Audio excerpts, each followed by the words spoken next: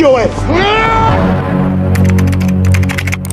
Hai Sobat Narasinema, bagaimana kabar kalian semua? Mimin doakan semoga kalian sehat, semangat, dan bahagia selalu. Kali ini kita akan membawakan sebuah alur cerita film kriminal yang bikin kita sadar bahwa satu keputusan bisa mengubah seluruh jalan hidup seseorang.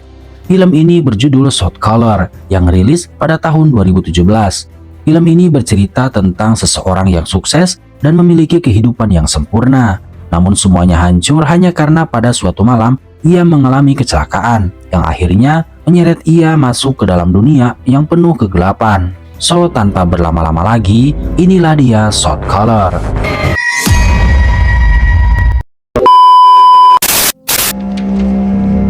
Film dibuka dengan sosok pria bernama Jacob Money Harlan, seorang narapidana yang sedang menulis sebuah surat untuk anaknya. Di penjara, dia dikenal sebagai napi paling disegani, dingin, berwibawa, dan penuh misteri.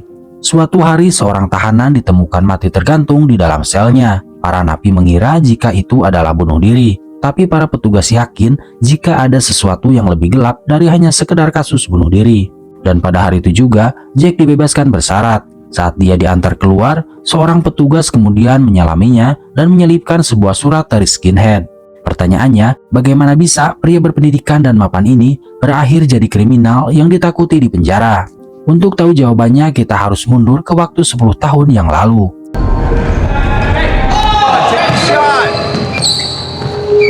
Dulu, Jacob Harlan adalah seorang pialang saham yang sukses. Hidupnya teratur, penuh cinta, dan jauh dari kekacauan. Ia memiliki seorang istri cantik bernama Kate dan seorang anak kecil lucu bernama Joshua yang jadi kebanggaannya.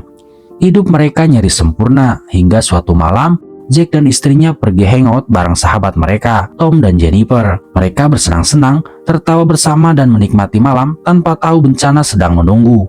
Dalam perjalanan pulang, mobil yang dikendarai Jack mengalami kecelakaan.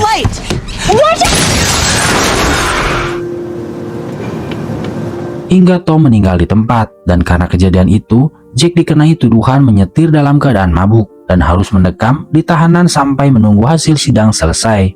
Pengacaranya Steve menyarankan Jack untuk membuat kesepakatan, mengaku bersalah agar hukumannya lebih ringan. Karena kalau ia melawan dan kalah, hukumannya bisa mencapai 7 tahun penjara. Maka dengan berat hati, Jack pun menyetujuinya. Hari pertama di penjara terasa seperti mimpi buruk. Dunia itu keras tanpa belas kasihan. Steve hanya bisa menasihatinya agar tidak mencolok dan tidak ikut dalam masalah. Hingga pada malam harinya, ia mendapati seorang napi baru yang mendapat pelecehan seksual dari para napi senior.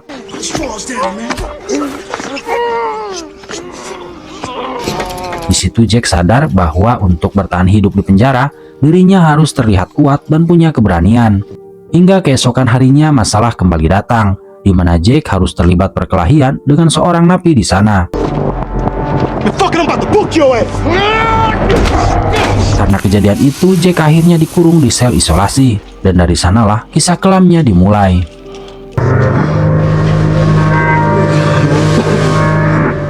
Namun karena hal itu juga, Jack mulai mendapat perhatian dari seorang anggota geng skinhead bernama Frank dan atasannya bernama Bottles. Come with me.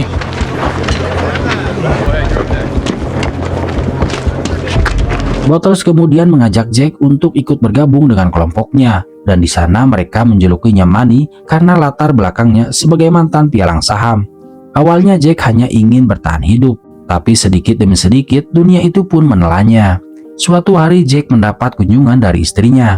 Kate menyampaikan jika perekonomian mereka sedang sulit, ditambah Jennifer istri Tom menuntut mereka atas kematian suaminya. Keesokan harinya Jack mendapat tugas dari Bottles untuk menyelundupkan sebuah narkoba. Jack kemudian membungkus narkoba tersebut dengan balon karet dan memasukkannya ke dalam anus agar terhindar dari pemeriksaan para penjaga.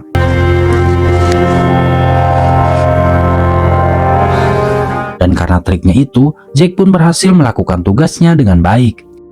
Bottles, sang pemimpin geng yang sudah percaya dengan kinerja Jack, lalu memberikan tugas yang lebih besar dari sebelumnya, yaitu membunuh salah seorang napi berbahaya dari kelompok geng lain di sana. Di sini barulah Jack harus berpikir berulang kali untuk melakukannya. Namun jika ia mundur, otomatis rasa aman yang ia dapatkan saat ini akan lenyap seketika. Untuk itu, Jack pun memberanikan diri untuk melakukannya. Dan ini adalah pembunuhan pertama yang dilakukan Jack selama hidupnya.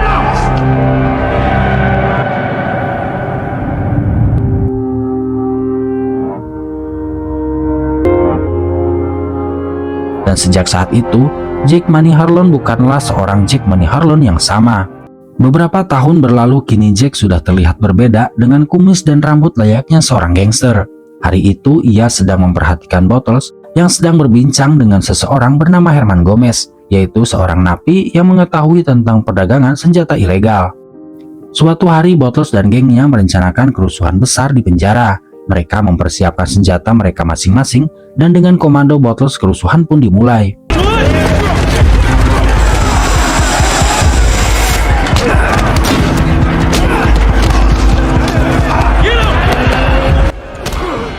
Terlintas dalam pikiran Jack untuk memanfaatkan situasi tersebut agar mendapatkan simpati dari Herman. Ketika seorang napi bersiap menyerang Herman, Jack pun berlari dan membunuh napi tersebut. Setelah seorang penjaga mengeluarkan tembakan, barulah mereka merunduk dan menghentikan keributan tersebut. Herman yang nyawanya diselamatkan Jack pun berterima kasih. Namun sayang, aksi Jack membunuh tersebut terekam CCTV. Akibatnya ia mendapatkan hukuman tambahan, yang sebenarnya Jack sebentar lagi akan dibebaskan. Mengetahui kejadian itu, istrinya Kate semakin putus asa. Jack tidak bisa berbuat apa-apa dan meminta Kate untuk melupakannya. Jack kemudian dipindahkan ke sel tahanan khusus, di mana penghuni sel ini diperlakukan dengan khusus pula. Setiap sel memiliki kurungannya sendiri. Dan penguasa di sana diketahui bernama Redwood. Namun Redwood mengatakan jika penguasa di sana yang sebenarnya adalah The Beast. Heard how you got down at Chino. So did the Beast. Sosok misterius yang dapat mengendalikan dunia kriminal di dalam maupun di luar penjara. Maka untuk mendapat simpati The Beast, Jack melakukan perkelahian dengan seorang napi berpengaruh di sana.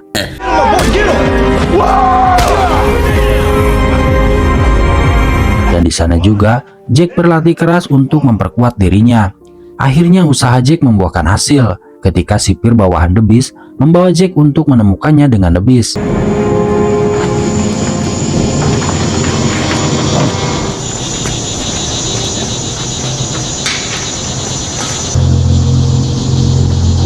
Welcome to the family, brother. Dan setelah itu, Jack resmi masuk dalam kelompok The Beast, dan dengan begitu membuatnya harus menuruti semua perintah dari The Beast. Beberapa tahun berlalu, Jack pun mendapat pengurangan masa tahanan sehingga beberapa hari lagi ia akan bebas dari penjara. Membuat Jack lega karena akhirnya dia bisa mengakhiri semua ini. Namun sayang, semua tidak berjalan seperti yang Jack harapkan, karena The Beast memberikan tugas kepada Jack untuk mengurus bisnis jual beli senjata ilegal di luar sana. Awalnya Jack menolak, namun ia dipaksa untuk mau karena The Beast mengancam keselamatan anak dan istrinya jika Jack menolak perintahnya.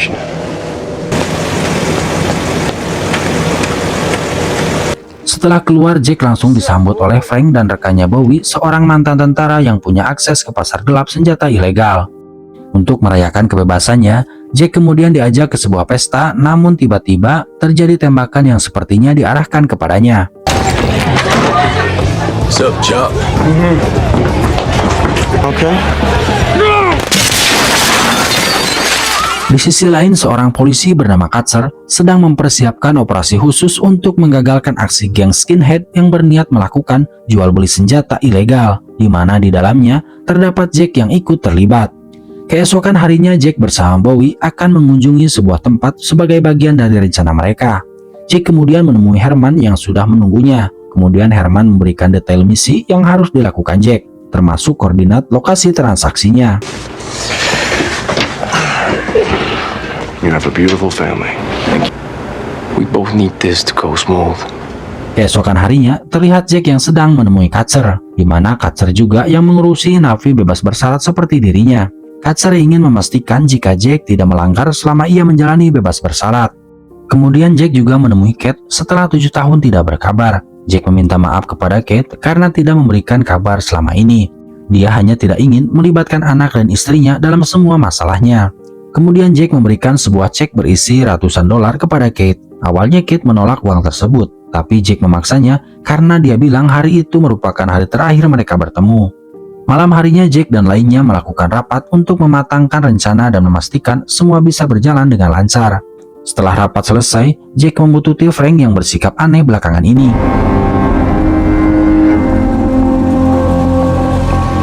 Ternyata setelah diikuti, Frank menemui Katzer yang sudah menunggunya. Dane, she said he's gonna let us know an hour before. That's what he said. I tried. Keesokan harinya, Jack kedatangan Kate dan Joshua yang kini sudah beranjak dewasa. Joshua ingin ayahnya kembali dan hidup harmonis seperti dulu. Joshua mengerti bahwa ayahnya menjauh karena ingin melindungi mereka. Jack yang tak sanggup menahan kesedihannya segera menutup pintu keras-keras agar Joshua dan Kate segera pergi. Stay away. Setelah itu, Jack melihat mobil terparkir di depan tempatnya menginap. Mobil itu adalah mobil rekan Katzer yang ditugaskan untuk mengawasinya. Jack pun langsung kabur lewat jendela belakang.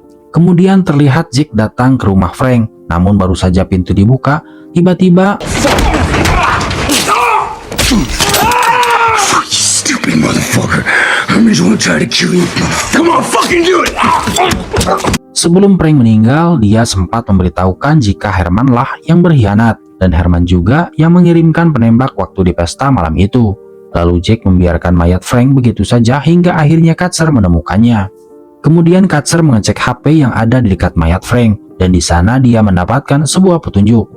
Di tempat lain, Jack dan lainnya mulai memindahkan senjata dari dalam truk. Sementara itu, Katzer dan rekan-rekannya sudah bersiap menuju lokasi yang terpantau dari pelacak yang terpasang di HP Jack, di mana ternyata Jack telah memindahkan pelacak dari HP Frank ke HP-nya.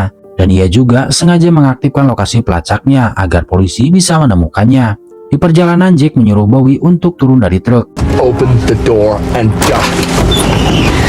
Lalu ia sendiri pergi ke lokasi di mana Herman dan kelompoknya sudah menunggu. Jack mengatakan jika dia sudah tahu penembak di pesta tempo hari adalah utusannya Herman. Tapi karena sudah tanggung, Jack tetap melanjutkan misinya. See you the next time. Orale.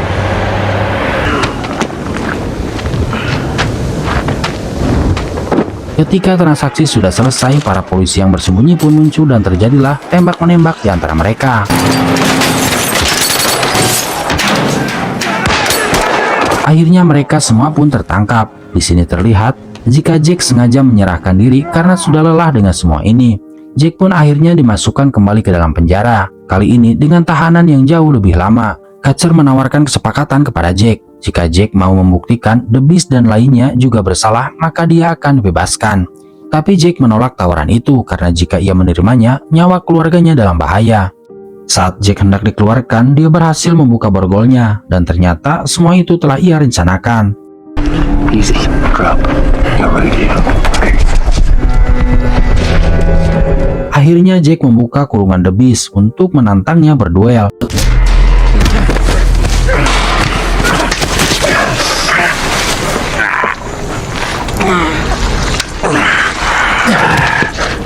Setelah pertarungan sengit, akhirnya The Beast pun kalah setelah lehernya ditusuk pisau cukur. Kemudian Jack mengatakan kepada sipir yang tadinya anak buah The Beast bahwa The Beast sudah kalah dan kini Jack adalah penguasa baru yang menggantikannya. Selain itu, Jack juga mengirimkan pesan kepada Katzer tentang sisa pasokan senjata yang belum diketahuinya. Dan di akhir film, Jack menerima sebuah surat dari Joshua. Surat itu mengatakan jika Joshua akan bangkit dan terus menjadi pelindung bagi ibunya seperti yang Jack inginkan. I'm moving on with my life, Dad. Jack pun tersenyum bahagia dan film pun berakhir. Film ini mengajarkan kita bahwa satu keputusan bisa mengubah hidup seseorang. Rasa bersalah, tekanan, dan insting untuk bertahan bisa membuat seseorang kehilangan jati dirinya. Namun di sisi lain, film ini juga menunjukkan arti tanggung jawab dan pengorbanan. Kadang menjadi penjahat adalah satu-satunya cara untuk menjaga orang-orang yang kita sayangi dari bahaya yang lebih besar. Baiklah sob, sekian dulu alur cerita film kita kali ini. Seperti biasa, jangan lupa buat subscribe dan tekan like-nya ya. Jika kalian punya saran atau masukan, silakan tulis di kolom komentar. Terima kasih yang sudah menonton sampai akhir dan sampai jumpa di alur cerita film berikutnya.